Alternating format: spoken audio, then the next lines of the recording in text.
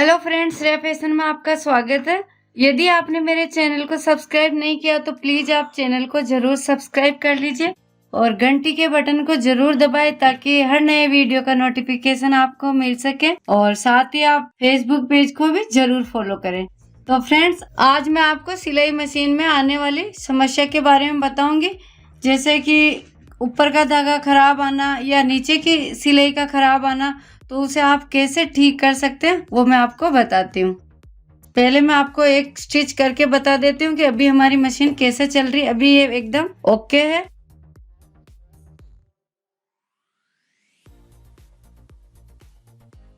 ये देखिए, ऊपर की सिलाई आप देख सकते हैं, देखिए एकदम अच्छी आ रही है। और पीछे ये देखिए, पीछे भी एकदम ये अच्छी है, इसमें कोई समस्या नहीं। लेकिन मैं आपको इसमें समस्या क्रिएट करके बताऊंगी।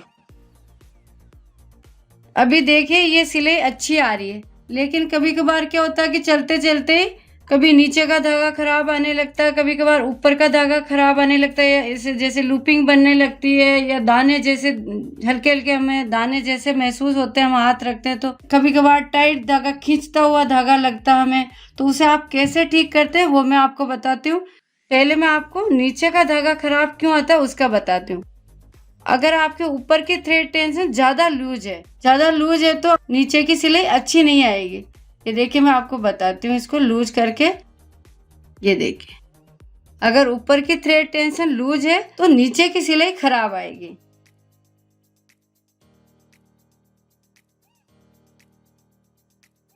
ये देखिए, ऊपर तो सिलाई अच्छी दिखाई दे रही है, देखिए एकदम बढ़िया सिलाई दिख रही है ऊपर, लेकिन नीचे की सिलाई ये देखिए खराब आएगी। यानी कि आपके ऊपर की थ्रेड टेंशन लूज है।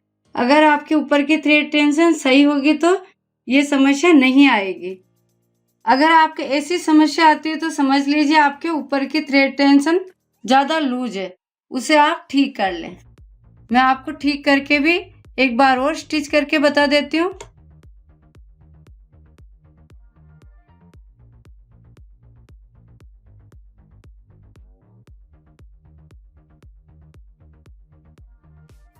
ये देखिए, अब मैं आपको इसको पीछे, आगे तो सही है ही है लेकिन पीछे से बताती हूँ। ये देखिए एकदम अच्छी से स्टिच आई एकदम। ये देखिए, अब मैं आपको ऊपर की समस्या बताती हूँ कि ऊपर सिलाई खराब आती है तो आप उसे कैसे ठीक करेंगे। अभी तो हमारी सिलाई अच्छी आ रही है, ऊपर की सिलाई खराब बोबिन की थ्रेड टेंशन लूज होने के कारण हो जाती है खराब। अगर बोबिन की थ्रेड टेंशन ज्यादा लूज है तो ऊपर की स्टिच खराब आएगी। वो मैं आपको लूज करके थोड़ा सा और फिर बताती हूँ।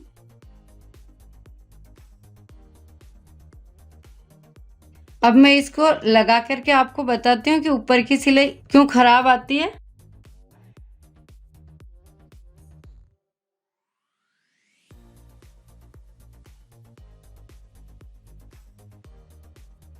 ये देखिए, एक तो एकदम फिनिशिंग से धागा नहीं दिखाई दे रहा है, एक एक धागा दिखाई नहीं दे रहा अच्छे से। और ये देखिए, इसके ऊपर दाने दाने जैसे हो रहे हैं। ये देखिए, और बहुत ही लूज पड़ा ऊपर का धागा, एकदम लूज। ये देखिए इस तरह से, और दाने जैसा इस पे आप महसूस करेंगे कि इस पे दाने जैसे आपको दिखाई देगा। ये देखिए, ये स्टिच बिल्कुल अच्छी नहीं लग रही है, ऐसे लग रहा है जैसे धागा ऊपर ही पड़ा हुआ है। ये ऐसी समस्या अगर बोबिन थ्रेड टेंशन ज्यादा लूज है तब ऐसी समस्या आती है। और नीचे की स्टिच में आपको बताती हूँ नीचे की स्टिच कैसे आ रही है इसमें। ये देखिए, नीचे की स्टिच इसमें एकदम अच्छी आ रही है, देखिए। और ऊपर की थ्रेड बिल्कुल बेकार आ रही है। ये देखिए, इधर भी दिखा देती हूँ, ये वाली बोबिन थ्रेड टेंशन को थोड़ी सी आप ठीक कर लेंगे तो ये समस्या आपके नहीं आएगी। वो मैं आपको ठीक करके फिर चला करके भी बताती हूँ।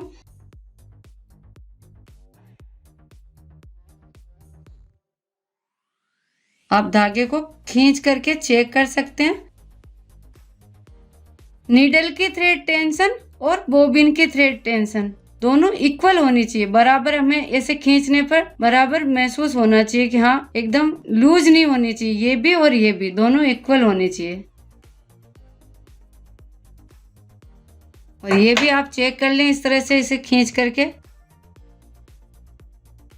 अब मैं इसे लगा करके बताती हूँ, आपको स्टिच करके भी बताऊंगी।